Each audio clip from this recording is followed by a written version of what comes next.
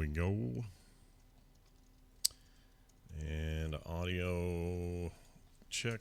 We're good. Bip, bip, bip, bip. All right. We are red eye. Okay. Hold on. Move that in front and cover that. Okay, here we go. It begins in 3, 2, 1. Coming up on TMS, dreaming of electrocuted sheep. Death metal is happy. Cockroach fight. Burger King wants your sub. NASA has a herpes problem. Tom's Tech Time. Recomentals and more on this episode of The Morning Stream. Fast-acting Dulcolax suppositories can work in 15 minutes to an hour. Dulcolax tablets overnight. And it's predictable. This dry skin itch is killing me.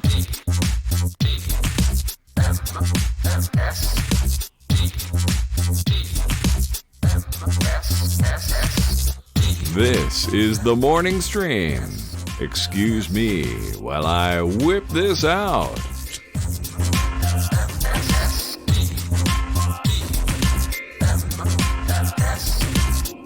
Hello, everyone, and welcome back to The Morning Stream for Wednesday, March 20th, 2019. I'm Scott Johnson with Brian Ibbett. Hello, good morning. Hi, Scott Johnson. How are you?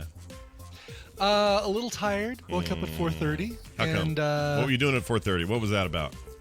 I don't know. I just woke up and decided, you know what? I'm up. So I came down.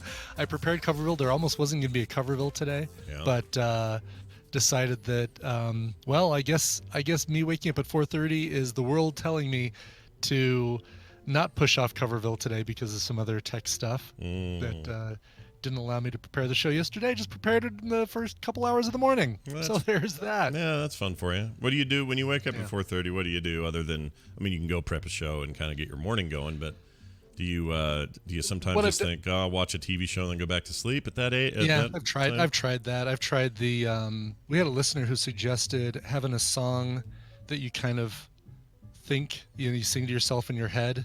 Out loud would be kind of rude to Tina, but in your head, the Beatles' "I've Just Seen a Face" is is my go-to because it's got a good rhythm. You should sing it out loud in your thing though, in your CPAP. It doesn't cover my mouth; it just covers my nose, Scott. It's still funny to see you over there all night going, "I wish the world was a thing." It just starts singing. That'd be amazing. You should do that, and then Tina should film it.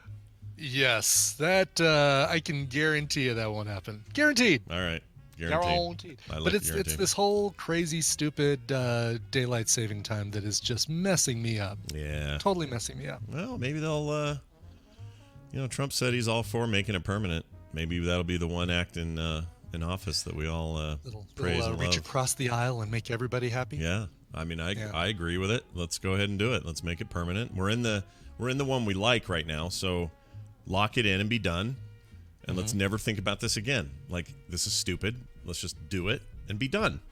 Like, the Arizona's already proven you can do it and not explode and not die. Right? Yeah. Arizona's still around, still thriving, surviving. Yeah, despite the fact that it's a hideous desert that no one should survive in. It's the Florida of the West, but other than that, I mean, it's exactly. They've made it through. Let's make it through. I like the longer evenings. Just lock it in. We'll be done. No more farmers. Nobody cares. My new hat's red hat's gonna say make daylight savings gone again. What is MD. Madonga. Madonga. Madonga. Madonga. That rolls right off the tongue. Yes. All right. So yesterday I told you about how I electrocuted myself while I was making your show or judging your show. I got a lot of email, by the way, since going, oh, be careful. Only this much electricity is enough to kill a person. You should really get that looked at, and you should do this and then that. I didn't go look. Nobody's looking at it. I'm fine. Yeah, okay? What are they going to look at, really? I mean, there's nothing to look at. I guess they could do an EKG and make sure there's not some strange pitter-patter going on or something weird. Sure. But weird heart arrhythmia. Yeah, I'm not going to worry about that. Instead, last night, I go to sleep, and here's the problem. We knew about this ahead of time, but Nick went to bed at like 8:30 last night because he had to get up for work at 2:30 in the morning, and he had to be at his place of work at 3 a.m. Wow! And then gotta make the donuts. Yeah, and him and some dude had to drive a truck full of Red Wings the shoes, not the hockey players or the delectable treats. not the Detroit hockey team. Right, no. not them. I had to take them to some 3 hours away location. I don't know where. He didn't know either. And park this thing outside of some convention-y thing where people come up and they grab these shoes that the company has bought for them. So it was like this weird, I don't know. I don't even understand it. But he had to be up at 2, so I knew that I was probably going to be woken up at 2 because he's going to be moving around and probably needs a second alarm and all that. Sleeping like a baby from, I don't know, 10:30 on. I went to bed kind of early. No problem. 2 a.m. arrived. My thing goes off. I wake up. We make sure Nick's on his way. Everything's good. Go back to bed. And immediately I have a dream about being electrocuted. Jeez. So it's no longer is it just a nice restful sleep with no dreams. Now I'm dreaming about all the ways that someone can be electrocuted. It included, but did not exclude, me putting a finger in a socket, me peeing on an electric fence. Was this just like some sort of YouTube quick cut? Yes. Yo, it's your boy. Here's all the ways you can get top 10 ways you can get electrocuted. It did feel like 10. an edit. It felt like an edit like that. It really did. There's one where my bike went out of control and I slammed into an electrical pole and the pole crumbled down on me and the wires hit me and electrocuted me. Wow. There's one where I was flying somehow, just me flying in the air like Superman style, and I didn't see a bunch of cables and ran into them and got electrocuted. Like just one thing after another, me getting electrocuted over and over and over in this dream. Like an 80s montage of this is almost like the Groundhog Day death montage, but it's all electrocution. Yep. And I just don't. Including, did a toaster fall in the tub? No, that is the one thing that didn't happen. Breakfast? I'm glad you said that because that didn't happen. And I was hoping for it because that's a great stereotyped one, right? It totally is. A toaster, a blow dryer falling into the tub while you're in there. Right. That didn't happen. I'm trying to think of some others because there were tons of them. Some of them I don't remember at all. Oh, one was just... Oh, yeah, this is a weird one. I'm putting a light bulb in a socket. Yeah. And I'm going to put it in. And then suddenly the light bulb disappears and my hand just goes right into the socket. Just like your fingers then go right into the... Yeah. And then off to the next one. It was really weird. So I don't know what any of that means. I doubt it means anything. But obviously, that electrocution had an effect on me, clearly. At least mentally. I can't stop thinking about it. Or something. I mean, all day yesterday I didn't think about it. I mentioned it on the show, but I didn't think about it again. No problem. Just went on about my day, got all my stuff done, and then suddenly at 2 o'clock in the morning, I can't stop dreaming of electrified Scott. It's really weird. Wow. So if we have any psychology types in the audience, you guys can write in and tell me what you think the hell's wrong with me. Well, we got a psychology type that is in your family. Yeah, that, she could we can ask tomorrow. We could ask her tomorrow right here on the show. That's a really good point. Yes. Oh, my God.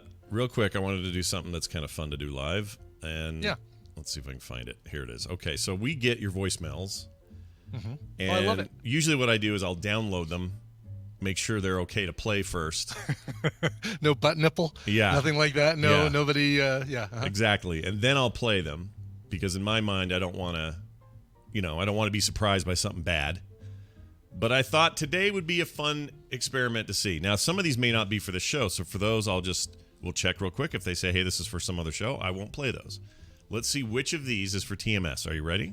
Yeah. All right, cool. Here we go. Voicemail roulette. Hello, this is for Core.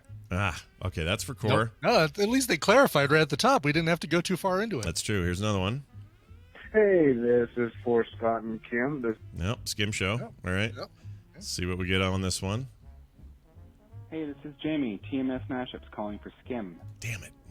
Close. Starting to feel a little left out here, people. Just a little bit. We got 2 more. Let's see if you can do it. Hey, Scott, this is Dylan from Springfield, Missouri.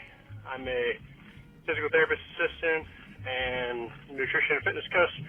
I just listened to one of your morning shows on Brian! All right, here we go. Yes. It's the morning show. Okay. Here goes. Podcast, and you'd mentioned that you are not happy with your weight on the scale. I've emailed you about this before, so I'm calling you out.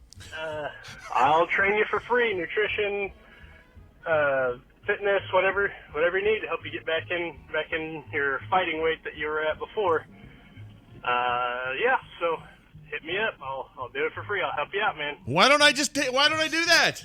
Yeah, why don't you do that? I That don't is know. the key. The key is not leaving it completely up to you. You need a support system. You specifically, you need accountability. You need someone else to say, put down the big package of Oreos. Yeah. Put away the Pringles, stuff. You don't need another Habit sandwich. Yeah. No, you're right. Yeah. These are all truths. That's right. Another call here? I'm going to play one more, but I'll say this to this listener. Send me, I don't remember this email he's talking about, or maybe I get so many, I don't know. Send me another email. I'll talk to you, and we'll come up with a plan. I mean, it makes me nervous because I know I have to be more accountable if I do that, if I commit to this. So I'm willing to talk to him. It's accountability. It's having to report to someone who will tisk you and shake your head. We all need a Justine Bateman. Is what I'm saying. Yes. We all need a Justine Bateman. I've been saying that since I was 15. I've always wanted my own Justine Bateman. All right. Hi, my name is Mike. I'm calling about Heroes for You. Want to have some feedback on Heroes for You? Gosh, poor Mike. Hi, I was calling in to talk about the StarCraft show. The Creep, I think is what it's called. Oh I my had some gosh. feedback for your last episode. That was like 2010. Wow. Extra Life Radio. Yeah, I got some comments on episode 14 of Extra Life Radio.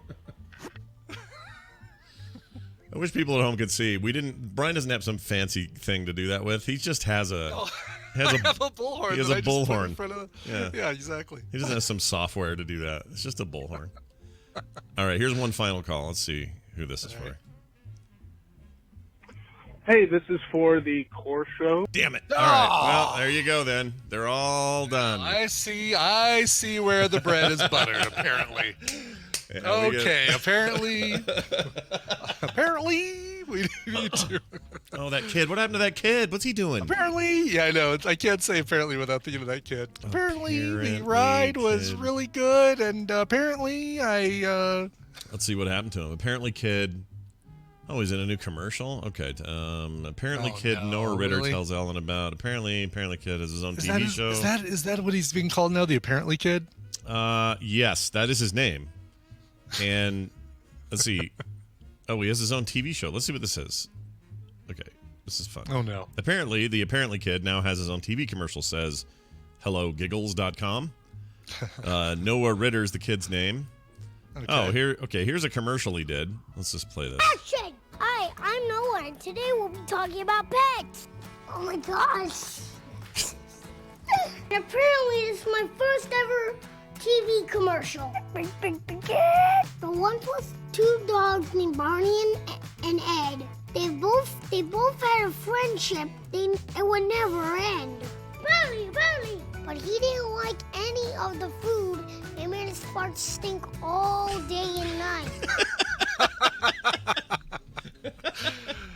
Oh, I was about to say this kid is dangerously close to going the way of Alfonso Ribeiro doing the Carlton everywhere he goes now. Like, hi, I'm Alfonso. Remember me? Yeah, doing that song again. Yeah, I agree with you. I worry for the kid because it's not fair.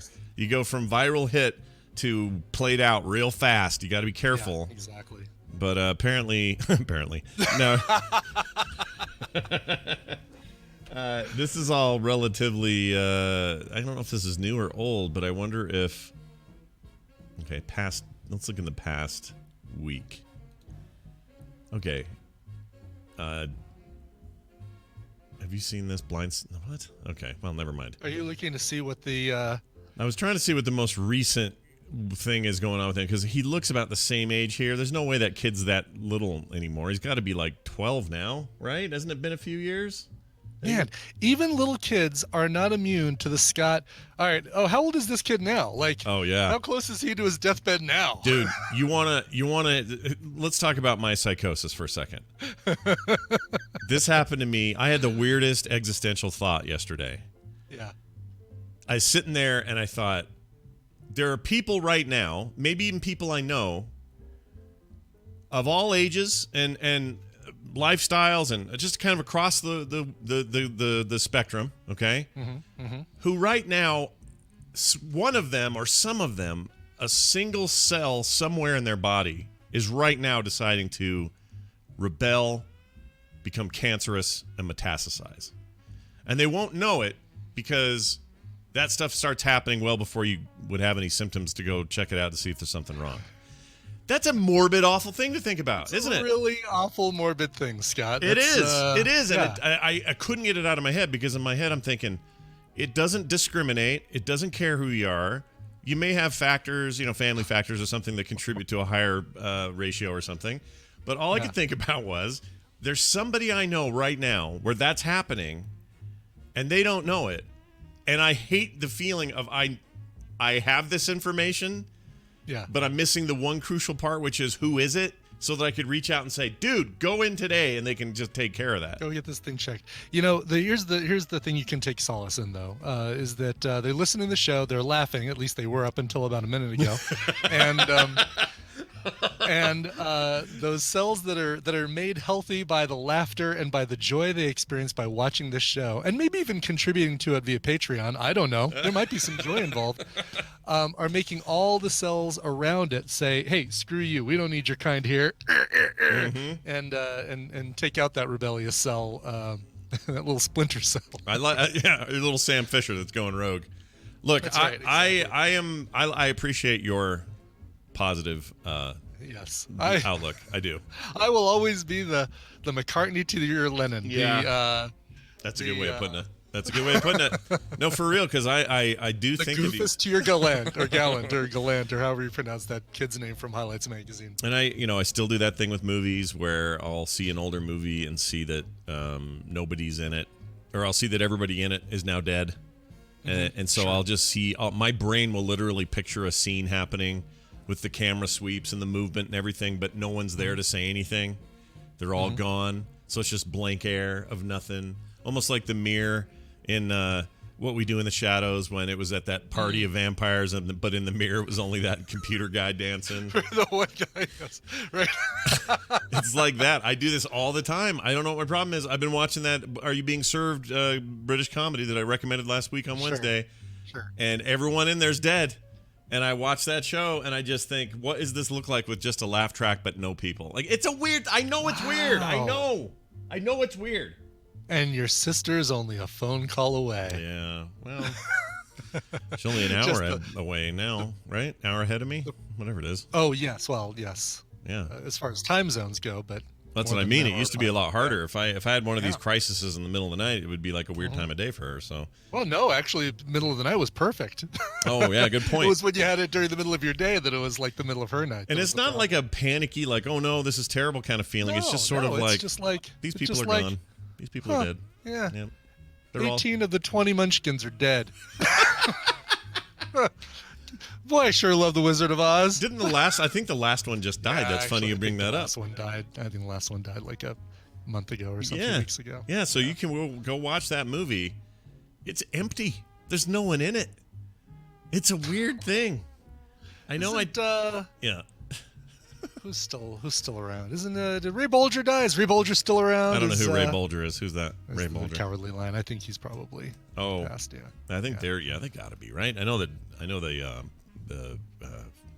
Scarecrow guys. God, and you're pulling me down into your mire, Scott. I know. I see. I told you. It's more of like this weird. I don't know. My brain's always been like this. When I was a kid, I would think of this stuff. You know what else I'd do as I was a kid? Let me tell you this one. This is a good one. Tell me. Flying down the highway, going to Lake Powell. As a kid, we'd go all the time as a family. Sure. And we'd Probably be in a dangerous way to travel, but okay, keep going. And we were all in like the family wagon or van or whatever. And we're going to Lake Powell. Great times and everything. I would look out the window. All my siblings are coloring or, playing with toys or whatever, like normal kids. I'm looking longingly out the window and picturing what it would be like if a human being was suspended in the space, just in space next to the car or van at the side of the road, but suspended at the same level that we were, but not touching the ground and couldn't touch the ground. Imagine like an invisible spot that's just got him stuck there like a pin. And like a person from Finland. Yeah, kind of like people from Finland. Yeah. Except for they don't, you didn't see his heartbeat because he's like a baby fish. Yeah. So anyway, so he's just kind of hanging out there. And what I would picture is And it was as vivid as really seeing it. This is how my head worked when I was a kid. When we'd go past signs like mile marker whatever or next exit food services or, these kinds of things on the desert roads, I would picture he would just keep slamming into that stuff. Just going boom and like kind of spinning in place and tumbling over himself. So he'd be basically hovering at the same speed as the car, just parallel with the car, and then just be hitting everything that the car is driving next to. Yeah, you can imagine it. And it almost like there's a string from the car out and he's attached to that string. And so we'd hit a sign and he would just go wham and it would just explode everywhere and create all this shrapnel, and then he'd smack into the side of the road would narrow, be a canyon wall, and he would just go goosh, and then kind of like the Hulk on a building, just ripping through the mortar. I'm visualizing the guy fighting with Leslie Nielsen on the top of the train during one of the Naked Gun films, where you see the tunnel coming, and Leslie Nielsen's like trying to tell the guy, "Oh, you got to get out, the tunnel's coming," and the guy's just sitting there, and then they hit the tunnel, and the guy just busts through the entire just wall, tears tunnel, through bricks it, flying everywhere, bricks and mortar and shrapnel and detritus just flying all over the place. Right. That, I would picture that for hours. I would sit and focus on that. And then was that Top Secret? Thank you, Larry Kenobi. Oh, Top Secret. Okay. I knew it was Zucker Brothers. I couldn't remember which one it was. So then here's the worst one. Or here's not the worst one, but here's the other one. When I was a teenager and I learned how to drive and got my license, I would picture that I would drive down the road and all the cars would be around me. They would, speed up, merge over, go forward, come out, like you do on a highway. I would picture that I had on my steering wheel missile launchers, and it was so vivid. I could just go whoosh, and it would go. I picture that all the time, seriously, while I drive. Like, Tina will vouch for me that I have zero tolerance for crap driving on the road, and it's constantly like it's the looking over and seeing some schmuck who's on his phone and he's braking for no reason, and he's speeding up, and then he's braking and he's sitting there looking at his phone. You can tell when he's typing because his car slows down, and when he's reading, he speeds up. And that's when I want. That's when I want the missile. That's launchers. when you want a missile launcher, exactly. But that's when I want the Affinity Gauntlet and go, "Hey, buddy, I bet you're 50%." Boom, and well, see, yours makes sense because you have this reason. I would do it just because it looked cool in my head, and it wasn't because people are being dumb. Like, it was like a video game for me. Yeah. So, I don't know, man. I'm not saying if this is bad or good or whatever, but this obsession I got the other night with like cancer cells that are sneakily getting into everybody. Nobody knows they're there. Like, I don't know. I don't know where that was from. And it didn't freak me out. Didn't keep me up. I slept fine. It was just like weird. I probably talked to somebody today, or about half the people I saw at Walmart. Like, I don't know. Right. Yeah. For all I know, I've got one in there brewing. I don't know. I have no idea. And you don't know until you have a reason to know, right? Like, that's all. Yes, that's why go and get checked, kids. If you feel like something's amiss, go and get checked. Yeah, there you have it. All right, we are going to have someone grab your scrot and turn your head and cough. Whoa! And just the man to do it is our. Oh, hey, nice transition. That's a good one. Thank you. I wish he was on to hear that. I don't know if he heard that, but I just barely added him.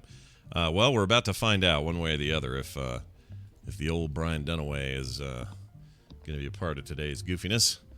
And I'm going to play some music and make it happen here. We haven't heard from him, right? He's good, as far as you know? He's good. Yes, I think he's... I see green on his picture, so he's here. Yay!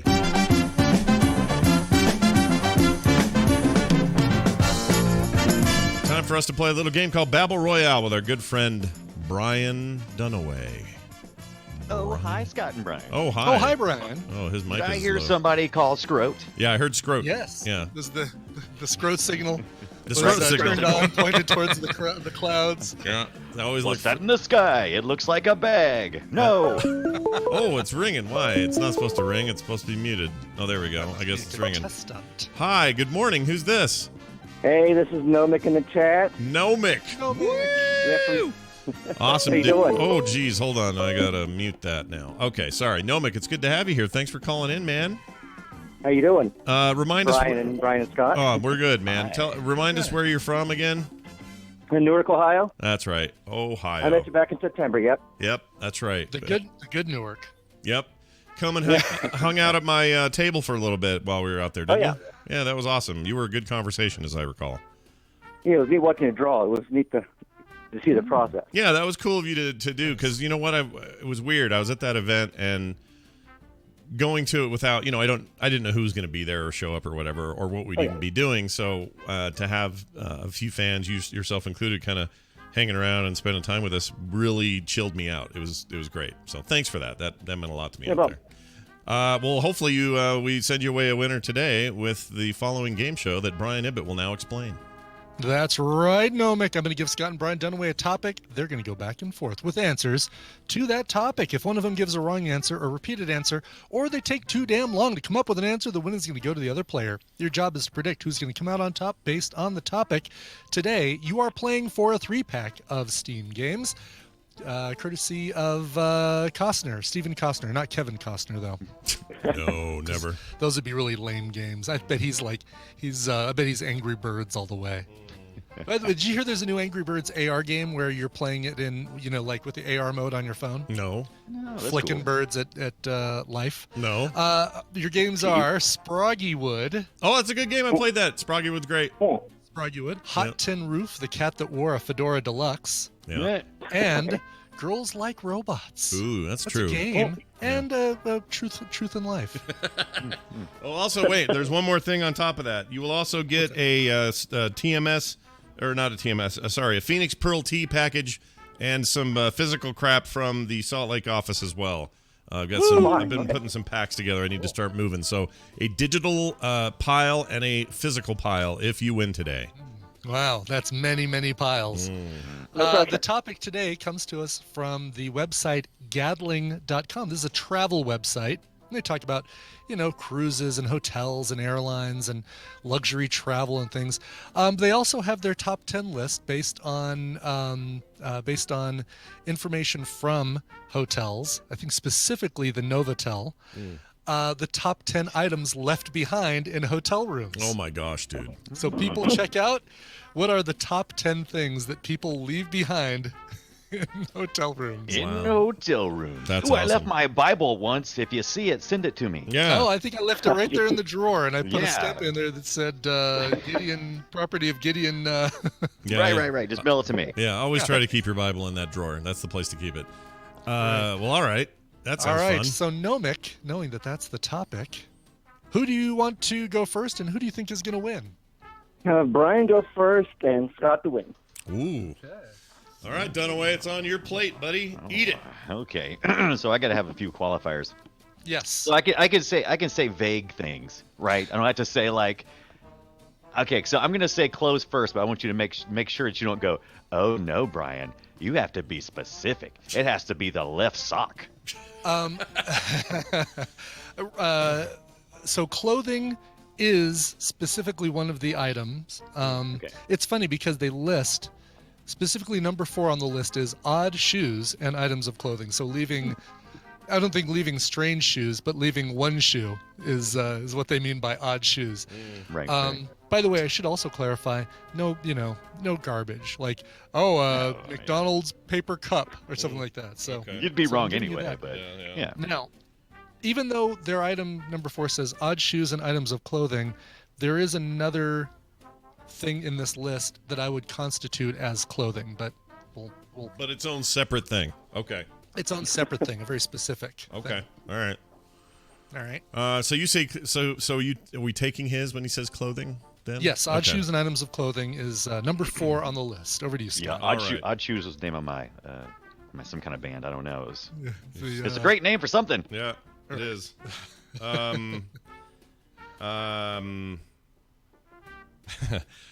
Wallet. No, not my wallet. No. What? What? Not in the top 10. No one leaves their wallet, Scott. What are you? How is that you a gotta thing? go down to the front because you got to go to the front desk and pay. Or you got to pay for the taxi or whatever, but you got to go down. It's like usually you get down to the front desk and realize, I left my wallet in the room. I almost said charger. Would it have been charger? Was better. Number 1. Oh, really? I was gonna. Chargers would have been number 1. I was gonna go with toothbrush. Was another one. Toothbrush number 8. Actually, Good. electric toothbrush is number 8. Toiletries bags number 6. Yeah. How about full-on luggage, like a bag, like a whole suitcase? No, nobody leaves an entire suitcase. Please, do you stay in hotels, Scott? Yeah, I've done this before where both of these things happened. I've left a hotel and went, oh, shoot, we're missing a bag. Go upstairs, it's in the closet. And I've had other times where I left my wallet, so I'm surprised. Oldest child. Oldest child. Is that on the list? Is that child? I was going to ask. No, but I think that might have been Scott's fourth guess. Right. Kevin. Here's your entire list. Okay. Mobile phone chargers, underwear. That was the other item of clothing. False teeth and hearing aids. Odd shoes and items of clothing. Car keys and house keys. Toiletries bags. Adult toys. Oh! Don't leave your adult toys. Electric toothbrushes. It might be the same thing. Laptops and jewelry. The electric toothbrush is just a sneaky toy. It's an adult toy with a hygienic end. You know, a lot of those I had in my head. I was gonna say a bunch of those like keys and stuff, and I don't know why I do understand Scott's fear that you can leave your wallet, and I'm sure you probably left your wallet and turned back around and went back and got it, but you never probably left. Oh, good point. You probably never left the facility. Right. These are things that Conchita finds. Yeah, she finds these, takes her down to the big pile, and then they have to call you, or they leave it in lost and found or whatever. Yes. I didn't think of that because when I did leave my wallet, I was like, oh shoot, and I went back up to the 9th floor and the Hilton and got it, and so I didn't actually leave it. Exactly. And the Clip Clop lady, what did you leave behind? It was my charger for a notebook. Dang it, dude. I feel bad because Nomic deserves to win this. All right, Nomic, I'm going to play. That's all right. This is for me. Oh, no. This is for Dunaway. Congratulations. You're a winner. And this is just for fun. This dry skin itch is killing me. All right, there you go. Congratulations. You get to play again sometime, and we'll look forward to seeing you then. Dunaway, gosh dang it, dude. You freaking worked me today. Worked me. So cool. How are you doing anyway? We didn't even really do much of an intro. You doing all right? We missed you Monday. Everything good? I'm doing great. The other day was my birthday lunch. That's what we meant to say, is that the day that you couldn't do Babble Royale, your staff was taking you out for lunch because it was your birthday. Yeah. So happy birthday, Brian Dunaway. Happy birthday. Yeah, my birthday was actually Tuesday, March 19th. But yeah, Monday I'm not going to, I don't do like you people. On my birthday, I take off. I'm out. Yeah. I don't work. I think that's great that you do that. I don't do that. does that too. I want to do that, but I never have. Every job I ever worked, every place I ever went, I always worked my birthday. And well, but here's the thing, Brian. Let's say that you guys did the Boop Show on Tuesdays. You still would have done the Boop Show on your birthday, right? Maybe. Yeah, I was actually no, now that I think about it, he has said, "Oh, we can't do Film Sack this weekend because it's my birthday." Yeah, Come on, man, it's your birthday. It's the only day that you get to celebrate yourself. You get to celebrate what better way other to people. Celebrate than hanging out with us? Yeah, what better way? Like I said, celebrate yourself. Fair enough. Well, I've got a message for you here. Happy birthday. There you go. Happy birthday. Congratulations. What did you turn? That's as much as we can play without having to pay that nice old lady in Iowa. That's right. You're still comfortably in your 40s, which is nice. I'm still in the 40s. Yeah. I'm fast approaching the other places, but I'm hanging on. Yeah. Hanging on, baby. Hang in there. Don't worry. You'll always be just behind us, and that'll somehow make it better. That's right. We wish you nothing but the best week, and kiss our butts. Bye. All right. That's fun. See, when he called, or when I add him, it never makes your video small again like it does with Bill. I don't understand what Bill's got some magical freaking goofy touch to Bill. I don't know what's happening with him. Yeah, that's really weird. Yeah. Huh. Anyway, you get what you get. Here we go. Let's do this, folks. Let's have some news. This is your radio newscaster with another exclusive sensational summary of world and local events. Hey, check it out. It's the news, and it's brought to you by... Brought to you by Coverville today at 1 p.m. Mountain Time at twitch.tv/Coverville. Tributes today to Dick Dale and Keith Flint. We've lost both of them recently. I don't have enough stuff covering both of them, so they're going to be a set of music with tributes to both of those guys. And then the rest of the show is going to be cover stories for Nick Lowe and Rick Ocasek of the Cars. I think it's actually pronounced Ocasek. Rick Ocasek of the Cars. Both of them turning 75 years old. What? Rick Ocasek turning 75 years old. You might think he's crazy. Or you might think he's foolish, what you put him through, but he's 75 years old. Remember his great advice. Don't let nobody pick your bum. That's right. I'm sorry. 70, not 75. 70 for Niccolo and Rick Ocasek. Oh, okay. All right. It's not so bad. But it's still pretty damn Still important to not pick your bum. Don't let nobody pick your bum. Yeah. That's right. Well, all right. That's today, 1 p.m. That is today, 1 p.m. Twitch.tv/Coverville. Do check it out. Let's get to the news. Death metal music, turns out, inspires joy, not violence. Oh. This is good to know. I wasn't Tristan really into that like Danish death metal stuff for a while. Really, not Danish death metal. He was listening to the folks like Bring Me the Horizon and oh god, what were some of the other ones? Pretty screamo stuff though, right? Generally. Screamo stuff, yeah. And I don't know if I think that that's death metal or if that's just screamo. I don't know. I always thought they were the same, but maybe I don't. Yes, Pierce the Veil, Adhesive Wombat. That was another one he liked. He didn't like Slipknot. See, I like Slipknot, but Slipknot's a little more melodic. Like they make music, not just screaming. How about Suicide Silence? You heard of them? He never mentioned those guys to me. How about Death Decline?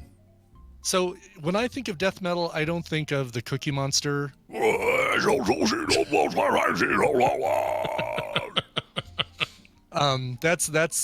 the stuff he would listen to, and I'd always try and do that voice. Uh-huh. We are going to go to the store. Please take the trash out before we get home. I hate that stuff so bad. I do too. Although I loved hearing you do it just now, but that's, Okay, and Gutters the Tool says that's death metal usually. All right, I don't consider that. I don't know why I don't think of that as death metal. So I thought that. Well, I'm under the impression that is death metal, but I don't know enough to say for sure. So if that's death metal, then that's what I thought. It's news to Brian, but the point is that usually what you associate death metal with is like angry, angsty, death, blood, guts, everything sucks, whatever, that whole vibe. Well, once again, as it turns out, sometimes the things kids are into don't exactly inspire the things that all the olds think it does. Here's the deal. I'm trying to skip ahead here. There are some new findings published in the Royal Society Journal of Open Science. And they made this conclusion. The lyrics in death metal bands such as Bloodbath's cannibalism-themed track Eaten do not leave much to the imagination, but neither this song nor the gruesome lyrics of others in the genre inspire actual violence. Death metal fans are nice people, says Professor Bill Thompson from the Australian University, which is based in Sydney. They're not going to go out and hurt somebody. The latest study is part of a decades-long investigation by Professor Thompson and his colleagues into the emotional effects of music. These effects, he explained, are complex. Many people enjoy music, and that's a bit of a paradox. Sad music specifically is what he says. Sorry, sad music. And this is true of me, too. There's some music I really like that's dark. Sure, and weird. There'll be sad songs to make you cry. Yes, I was hoping you'd bring that one up. little Lionel Richie. No, Billy Ocean. Billy Ocean, yeah. So you can always use a little sad songs to make you cry. Get into my car. Or no, how's it go? Get out of my dreams. That's it. Get into my car. No, this is not a van. It's not a white, nondescript white van. White panel van. Yeah. It says many people enjoy the sad music, and that's a bit of a paradox. Why would we want to make ourselves sad? He asked. The same can be said for music with aggressive or violent themes. For us, it's a psychological paradox. So as scientists, we're curious, and at the same time, we recognize that violence in media is a socially significant issue. Anyway, there's a whole lot of science talk about this on the BBC, but it boils down to this. Like video games, like comic books, like my obsession with Mad Max Fury Road, it doesn't... like and enjoyment and fandom of those things are not making you violent. In some ways, they're making you less violent. Like the trends go in opposite directions. The uptick in video games as a medium and the drop in adolescent violence are happening at the exact same time and are sort of considered possibly to be related, although I don't know if enough studies have been done. But here's my question, because it sounds like they studied a lot of people who like that music and how it makes them feel. When I listen to it, and this came from like when Tristan and I would be driving somewhere, I remember a very specific time when I rented a car when we went to BlizzCon, and we were going to be driving because we wanted to go to the beach. And basically, it was going to be like, we got to California a couple days early. We're going to do Disneyland and the beach. And so I just rented the car for the first couple days and then took it back. Yeah. And we're driving to the beach, and Tristan would stay up until 2:00 in the morning and then sleep, until I had to say, come on, we got to get going, and trying to yank him out of bed, plop him in the car. Hey, Dad, can we listen to Pierce the Veil? Yeah, sure, no problem. Plug in your phone. And he promptly falls asleep. Yeah. And I'm sitting there thinking, you make me put this crap on, and then you fall asleep. And then to hook up my phone, we've got to pull over, got to get off the highway, pull over, and I guess I could have just turned on the radio. And I think I did that, and then he woke up and said, what are you doing? It's my music. Yeah. No, I think that it actually can have that effect. There's music I listen to sometimes that I would consider kind of loud and wakeful, but actually just relaxes me and puts me to sleep. And that's the thing. He enjoys it, so it's very soothing to him. For me, it had the opposite effect. It did make me angry. And I'm wondering if listening to a type of music, whatever it is, country, disco, reggae, rap, whatever, if you're not a fan of that style of music, if listening to that would make you angry because you're being forced to listen to it. Maybe, but it wouldn't make you. But even in that case, and this study isn't violent. that. Yeah, because this is studying people where they're fans of the stuff, not repulsed by it. So if I hear something I don't like, let's say, what do I not like, music-wise? I kind of like a lot of things, but I'm trying to think of something that just kind of pushes me off. Oh, I know what it is. So I really like bluegrass. I like a lot of folk music, and there's a lot of crossover there. Like old school, quote unquote, country music, but I don't like modern country music. Like 100% with you. Yeah, yes, like stadium country is not my thing at all. Right. You're not listening, not pulling out the old Big and Rich album. Like the Florida Georgia Line does not have a place on your playlist. No, it doesn't. But I'll listen to stuff like the Dixie Chicks, or I'll listen to. There's a few crossovers there where I kind of, but it's because I think they're bringing something more to it than just this typical stadium country, and I can't stand that stuff. So if somebody forced me to listen to that, I'd be irritated. But if they're fans of it, then the question is, does it make you want to go buy a truck? Whatever the stereotypes may be. Like in death metal, it's you want to go kill a room full of old ladies versus whatever other music inspires whatever. And I think the bottom line is it's kind of the same all over the place. Like you might be put off by playing. You don't want to play a Call of Duty game because it's too violent. But there's somebody else who really wants to play a Call of Duty game. It's not going to make them more or less violent. It's just an outlet. It's just they're not gonna. Yeah, right. I mean, Mad Max doesn't. My multiple viewings of that movie doesn't make me want to go out and, strap myself to a pole and swing around and try to take down a semi truck. Like create a electric guitar flamethrower and ride on the back of a truck. With a massive pile of speakers behind you. To me, this is just additional proof that stuff people get worked up over nothing, is what happens there. Yeah. How about this one? NASA. No, for Burger the record, King. I like Call of Duty. I'm just really bad at it. Oh yeah, no, I shouldn't. I didn't want to besmirch your Call of Duty record there. Right. Burger King. They're the king of the burgers there. Don't forget our cockroach thing after Burger King. Oh, did I skip one? Oh, yeah, let's do that. Don't skip. Let's do that. Let's do the man and the cockroach. I forgot. Okay. Thank you for pointing that out. How did I scroll past all that? I almost went right to NASA. In fact, it's because that death metal thing is so long and it made you angry, so you scrolled past it. There you go. Proof right there. Get that in the Journal of Medical Medicine or whatever it was. The Journal of Medical Medicine. All right. Man shot himself after throwing a shoe at a cockroach. This is probably not a thing to do. No. Next time, just use a can of spray. A man who was trying to kill a cockroach inside of his home on Tuesday morning ended up with a bullet in his foot after things went horribly wrong. A 50-year-old Detroit resident threw his shoe at a cockroach in an effort to kill the critter, but forgot his gun was in the shoe. Where you keep your guns in your shoe? Yeah, that seems like the problem isn't throwing your shoe at the cockroach. The problem is keeping your gun in your shoe and forgetting your gun is in your shoe. Yeah, that's the biggest thing is, oh yeah, right. I keep my gun in my shoe. The report is that when the gun fell out of the shoe, it fired and struck him in the foot. The man is his condition is unknown, so we don't have any other details. His condition is idiot. That's what condition he's in. DEFCON 1 here with this guy. Right. Does anyone? I mean, is that a thing? Good thing you forgot about the gun. He might have shot the cockroach. Right. Do we have any conceal and carry people in the chat? Can any of you tell me, is that a common thing to like jam your gun in a shoe and that's where you store it at night or something?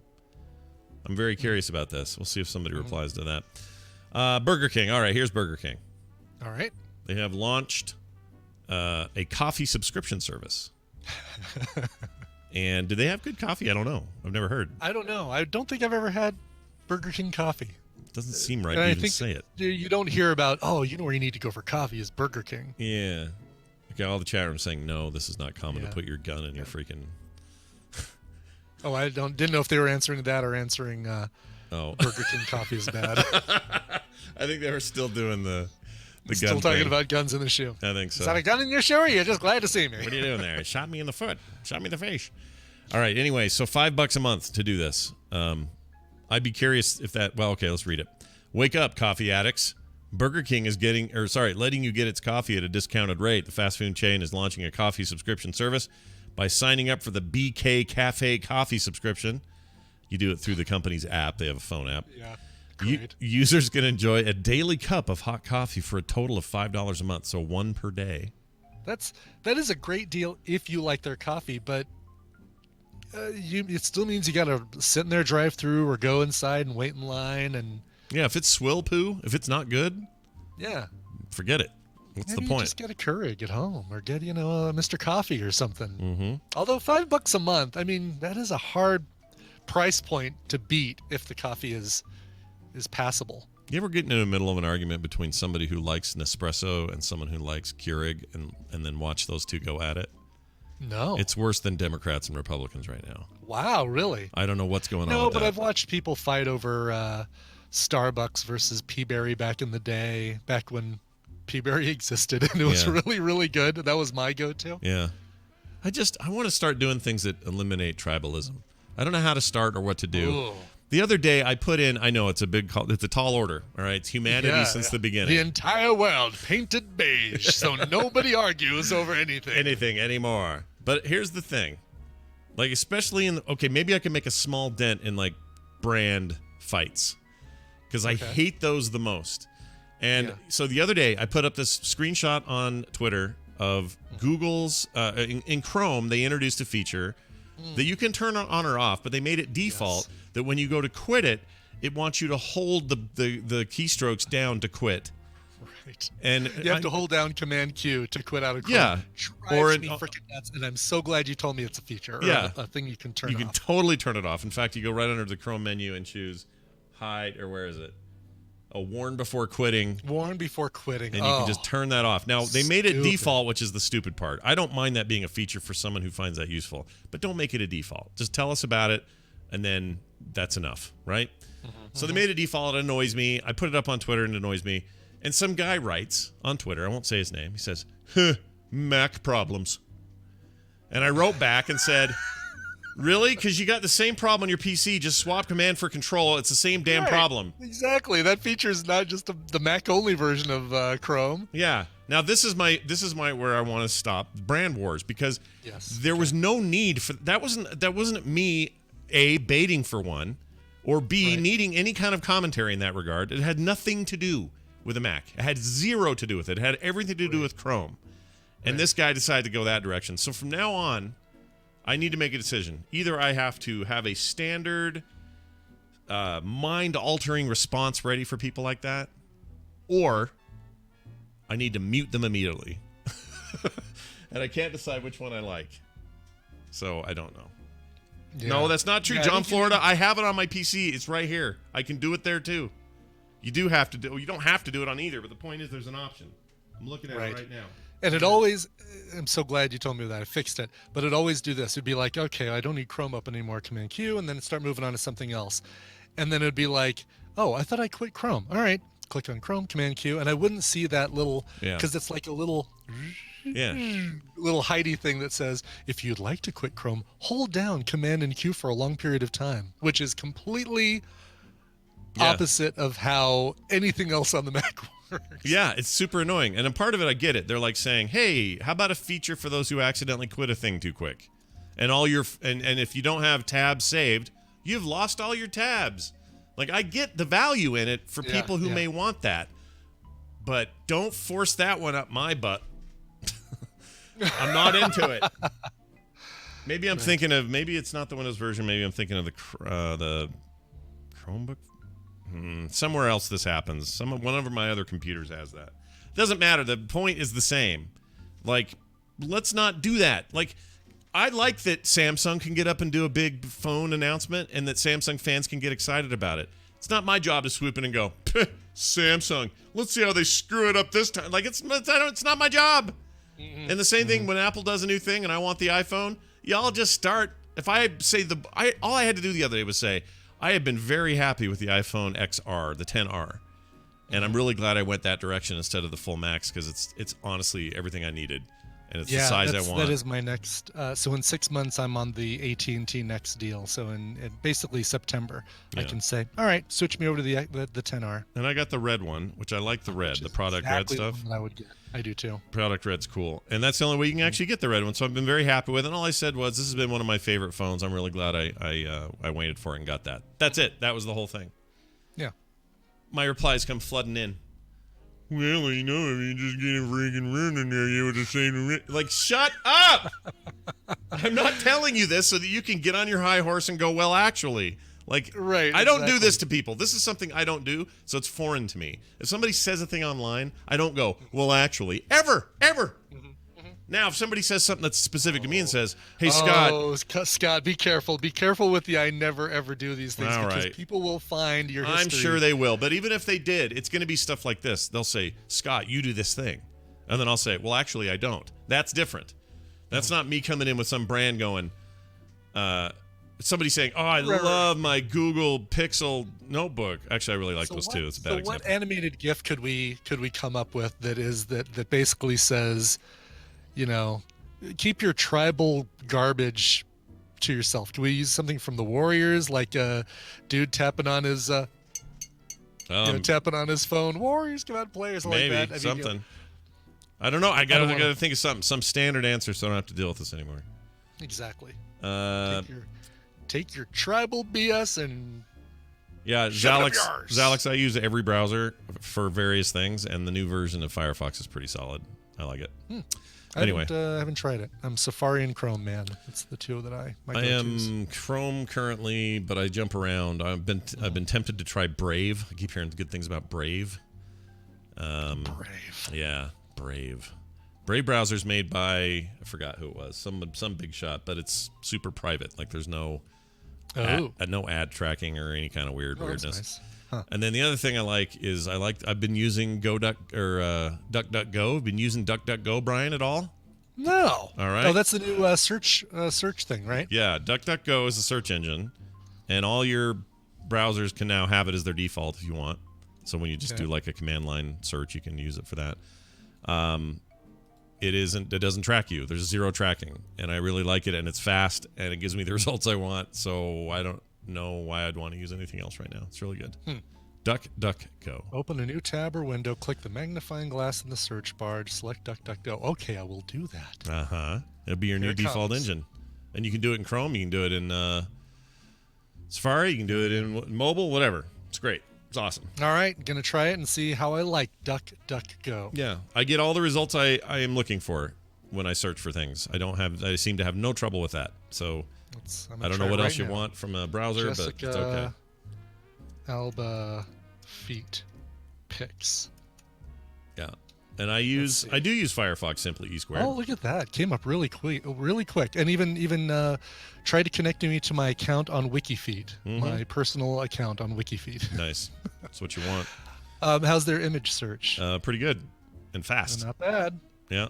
Speedy. Great. Now the only thing that DuckDuckGo thinks about me falsely is that I like feet. No, and so see, it doesn't think that. It doesn't think that at all because it doesn't track it. It doesn't track. That's the whole point. The entire point is they don't track any of it. So you could be there. This is dangerous ground to travel on with the whole toebot that we got with yesterday. Yeah, exactly. So now you no longer, if you type in, oh, I need this for this article, I need to understand the rise of pedophilia in 1975 or something for a paper I'm writing for school, you no longer have this permanent ding in your freaking Google search that says, well, that one time you searched for pedophilia in the 70s, and now DuckDuckGo is just like it's kind of refreshing. It just reminds me of the old days where nobody gave a shit about trying to send you nothing but ads for what you were doing. They mostly survive on people sending them money, and yeah, this is fast. Yeah, it's good. I like it. Yeah. All right. Anyway, sorry, it was the only example I could think of. Chat room. 1970s pedophilia is all I can think of. I don't know why. All right, let's move on to this story about NASA. Okay. All right. Astronauts are under attack in space because of herpes. Yeah, this is what that Natalie Portman film is all about. Yeah, it's all about herpes and her getting some herpes. Astronauts aboard the International Space Station and other missions have been plagued by a resurgence in the often dormant virus because of the stress of space travel. According to a new bunch of stuff in the journal Frontiers in Microbiology, roughly 53% of astronauts on short-term space shuttle flights now show signs of herpes. It would be like a thing on their face, like a like a cold sore, yeah, right. like that. In other places, perhaps. Anyway, exposure to microgravity and cosmic radiation, along with the force of takeoff wreaks havoc on space travelers' immune systems. During flight, there is a rise in secretions of stress hormones like cortisol and adrenaline. See, because the way I heard it, they all got it from that Chris Hadfield guy. Yeah, he just runs around with his wiener out up in space. So. Exactly. Hey, everybody, ground control to Major Tom. Yeah, I get to see him swinging it around and giving everybody herpes. Let's see. This is not my favorite astronaut, by the way, and I'm besmirching him. Oh, he's great. He's a great Canadian. He's a great spaceman. He's a good astronaut. What do they call it? Canadian? They're just astronauts. They don't have a special name like cosmonaut or something, do they? No, right. Just astronauts. Canadanaut. Sponsored by Tim Hortons. Astronaut sponsored by Tim Hortons. It's a maple leaf. All right, we're done with this. We're going to do a break. When we come back, Tom's Tech Time. It's a big day, big week for tech, actually, with the GDC going on and stuff like that. So we'll talk to him, probably a little bit about this Google initiative announced yesterday. Along with Nicole after that for Recomentals. Before all that, though, a song from Brian. Yes, Gavin wrote in, said, "Hi, Sacrifice and Brexit. Whoa. I've been listening to TMS since the very beginning. Thanks for your continued entertainment each and every show. I've requested a cover song before, but this time I'm submitting my own band for an indie in the middle slot. We Are Black Acres." Just kidding. A new band from Chesterfield in Derbyshire in the UK. Our new single, Between the Lines, is available now on Spotify, Deezer, iTunes, and Amazon Music. We also have a video to go along with the song, which is on YouTube and can be found by searching for Black Acres Between the Lines. The song has been recorded and produced by our very own bass player here at our home recording studio. As we're just getting started, we would love some of that Tadpool love. Please visit us on Facebook, Instagram, Twitter, and or YouTube, and give us some love if you like the track. Just search for Black Acres Band. Thanks for the show, bros. Gav from Black Acres. Nice. He's the drummer, and of course he's given us permission. This is the brand new track, brand freaking new. It's Black Acres and Between the Lines. All right, here it is. We'll be right back. No matter which of these remedies you take, it doesn't have the strongest doctor-recommended ingredient for gas, pains, and pressure. Photo Reader's activated charcoal formula keeps even sneakers from smelling like dick.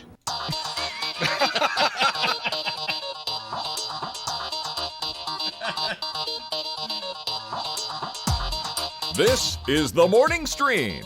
I'll gladly pay you Tuesday for a hamburger today.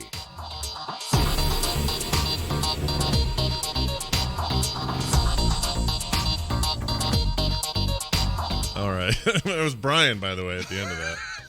Just that last part. Just that last syllable. Just the last syllabable. Weird. Why isn't that? Okay, there we go. We're adding Tom to the mix. Tom Nix. Let's see. Tom Nix, my favorite cowboy. Yeah. Of all the cowboys, he was one of them. Mm-hmm. Mamas, don't let your babies grow up to be tech mavens. Oh my gosh, that's the truest truth of all truths that have ever been truthed. All right, here we go. We got a little intro for him, too. With the computer, as with any tool, the concept and direction must come from the man. Or from the massive search engine company who we'll talk about today, who now wants It's doing that same thing it did yesterday, Scott. Oh, is it ringing still? Where it continues to ring. Oh, Hold no. on, I'll be right back. All right, he'll come back. He'll join again. It's been this weird. Works for everybody else. This Discord works for everybody else but me. He should be able to just reattach and come right back. It's weird. If just for him, Discord continues the notification sound indefinitely. Even when he hangs up, he has to exit the app completely. There he is. Wow. Yeah. I have to exit the app completely to get it to stop ringing. It's funky as crap. It doesn't. That seems so wrong that that's doing that. But anyway, you're a patient man. Tom Merritt is here, everybody. You know him. You love him. He is the purveyor of all things Daily Tech News Show, and comes on the show on Wednesdays. We talk about the latest in hot tech headlines that are happening around the world. Tom, welcome. And what do you have in mind today? Well, I'm digging in right now to this Google fine, the third of its 3 antitrust cases in the EU. Previously, it's been fined for tying Chrome to Android, abusing AdSense, search dominance. This last one is the search dominance one. The smallest of the fines so far at 1.49 billion euros. It's about 1.7 billion dollars. Euro and dollar, pretty close. Yeah. They are going to boost search rivals in their search results in response to this antitrust fine. My guess is they'll appeal it. They've appealed the other 2 as well, even though they paid the second one just to get it off the books. But in response to the Chrome tying to Android, which was a 5 billion euro fine, Google also announcing that it is going to provide a prompt to European Android users for choosing your browser and search engine default on Android. Interesting. So, I was just going to say something about that. What was I going to say? Oh, I was just talking to everybody on the show about how DuckDuckGo has become my new search engine, kind of across the board. Yeah. Partly because of you talking about it. I think I first learned it on the Daily Tech News Show, but well, there you go. Well, that'll be one of those, right? Like they'll have to say to these European prompt will be like, "Yo, you want to use Bing? You want to use DuckDuckGo?" Yeah, exactly. They'll it'll be interesting to see who makes the list, but I assume those 2 would certainly make it. Yeah, there's a standard, not a standard list. There's a list these days. Let's see, Chrome. Just for fun, let's see what Chrome's current list is. They ask you for which options they give you? Which search engines are going to be your default, and I can't find it now, so that's great. It's funny. The only ones you get in Safari are Google, Yahoo, Bing, and DuckDuckGo. Oh, here it is. Chrome gives you DuckDuckGo now. They didn't used to. They do now. Alta Vista. They give you Google, Yahoo, Bing, and Ask. So it still has Ask in there. Ask.com. Wow. Yeah. Nice. Wasn't that was Ask Jeeves, right? Wasn't that who that was for a while? Yeah, that's right. Ask Jeeves. They're from Oakland, California. Yeah. And then they decided didn't want the people coming over from the UK taking our jobs, so they dropped Jeeves and. They give you some other options though. I can search. Jeeves lost his green card. Exactly. Exactly. Couldn't ask him anymore. I can search Alexa.com, Alibaba, Amazon. They let you choose all sorts of weird things. Yeah. Anyway. That seems like a hefty fine, but again, here we are in the European Union. These guys are hardcore about this stuff. So Google probably. Well, yes and no. I mean, that used to be what I would say too. But Marguerite Vestager, who's in charge of this section of the European Commission, while doggedly pursuing this, has sort of been reacting to the U.S. Rhetoric around breaking up the companies, saying no, breaking up the companies isn't what we want to do. We just want them to behave better, and we have rules to do that. But you don't need to break them apart. Whereas Senator Elizabeth Warren and some other people in the U.S. are saying we should bust them up. Yeah, I find it fascinating. Well, hopefully what happens is they don't do something dumb and get fined again, I guess. I don't know. I mean, did they do something dumb? No, I don't know. no. It's to be argued. Maybe they did. Maybe they didn't. Sure. My guess is they will now have a better idea of the landscape. I feel like this is partly a symptom of companies just being under the radar because governments really didn't understand the internet. The internet wasn't used by the amount of people it is now.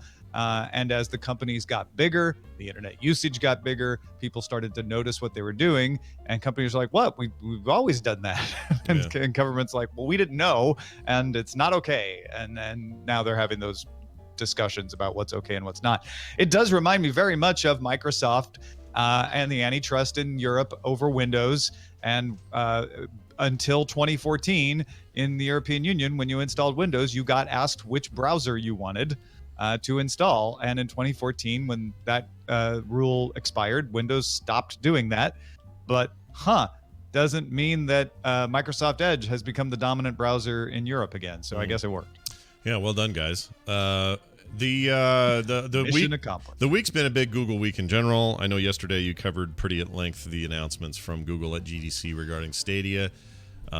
Aside from it being a stupid name, and I'm never going to get used to it, pretty interesting, fairly drastic, possibly paradigm shifting kinds of stuff shown on stage. Do you have a general take? What do you come away with that? As a guy who looks at this a little more objectively, my take is, and Patrick Beja called me unfair for saying this, but I think this is a description of a service, not an announcement of a service.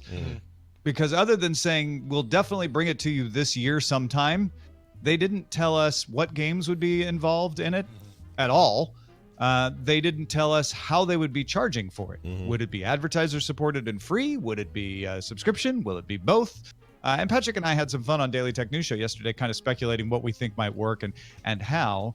But this falls short of an actual announced service. And maybe to be more fair, I would call it a preview, saying, hey, we've got these data centers, we've got these custom chips from AMD, and we're able to do this kind of thing. We showed it to you with Assassin's Creed. We intend to do it as a service. Here's how that would play out if you were using it. And that part was really interesting. The fact that I could use any device, the fact that I could be watching Scott playing a game on YouTube and say, hey, I want to play now. Boom, hit a link.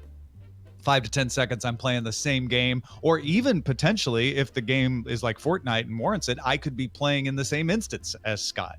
Those are all cool things, and able to stream up to 4K at 60 frames per second. A separate stream coming from the cloud to YouTube for capture, so that you can actually not have streaming of your gameplay affect your gameplay, because they're two separate streams. All really interesting stuff. And they definitely were targeting developers a lot, saying, hey, developers, we're going to support Unreal. We're going to support Unity. We're going to support middleware like Havoc. Come on in and start developing things on this platform. In fact, we love it so much, we're going to hire Jade Raymond to start an in-house game studio to develop games on this. And I think that's probably the most interesting part of this, is Google saying, we're developing a gaming platform.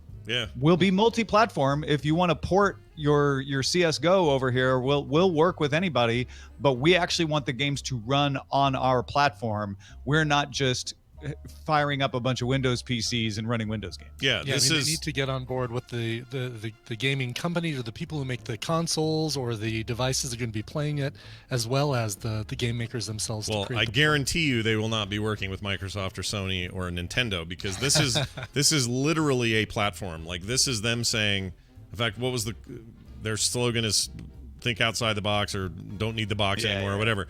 But basically, they are saying box over there, the world is your world is your console, and all the technical stuff aside. I mean, for a while, at least we don't have bags. It's Costco. We only have boxes. Exactly.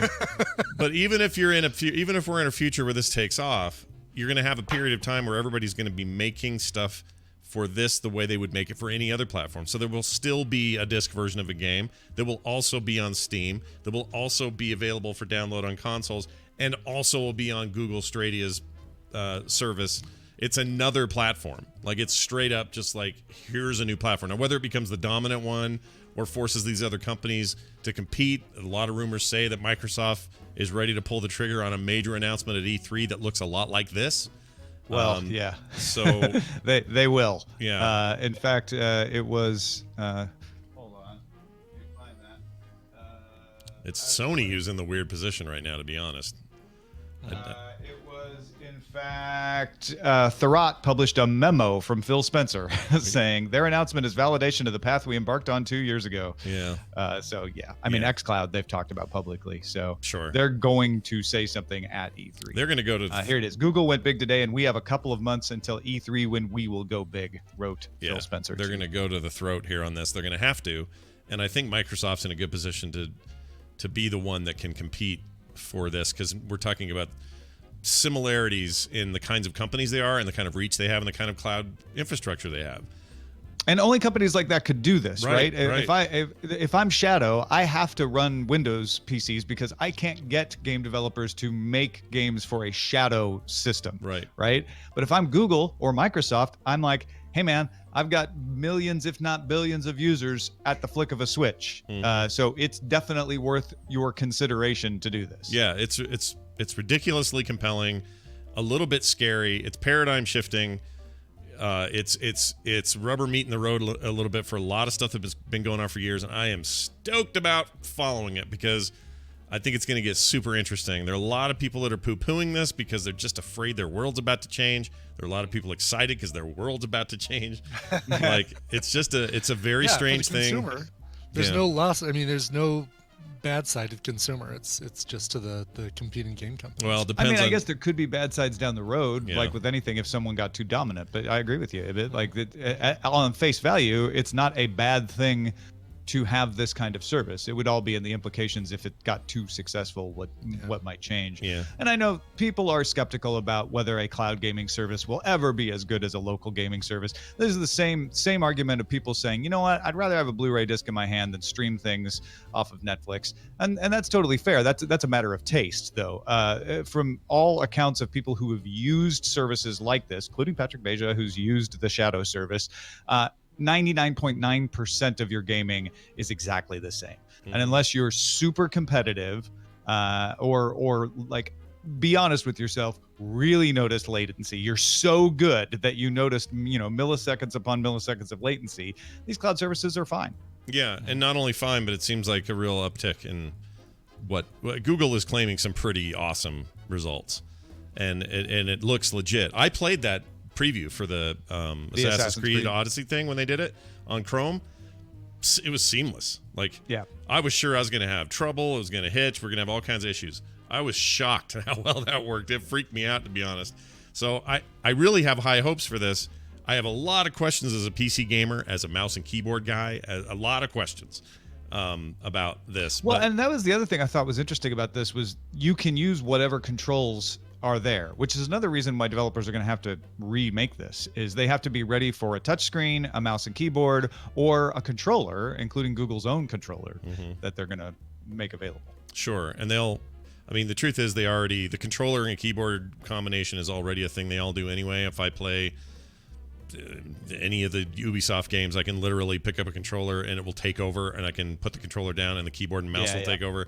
So I'm not worried about adaptation there so much as I am like, I don't know, there's big stuff. Like it is a platform announcement that is also, I think Tom's right. It's not an actual service announcement.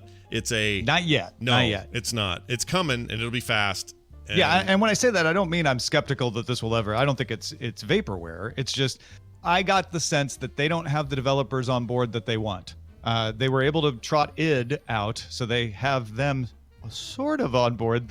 If you notice closely, they never said what games from id would come to this service, but that's fine. I think they were really trying to pitch developers to be excited about this, so that by the time Google I/O rolls around in a couple of months, they'll be able to make some announcements about who's involved. And once they know who's involved, maybe they'll have a little more clarity about how they're going to charge for it. Yeah, they had an interview with Kotaku or somebody later who confirmed that Doom, for sure, the new version of Doom Infinite or Doom Eternal or whatever it is, will be on there, which is a twitchy-ass game. That's a great showcase for lack of latency, that sort of thing. All in all, though, it's exciting because what they did announce, in my opinion, is a early look at a platform. This isn't them saying, "Hey, here's Netflix for gamers." This isn't them. I mean, it may include something like that eventually in the service, but this isn't that. This is them saying, brand new platform, like a new console announcement, but it's 2019, son. We're gonna go a different direction now.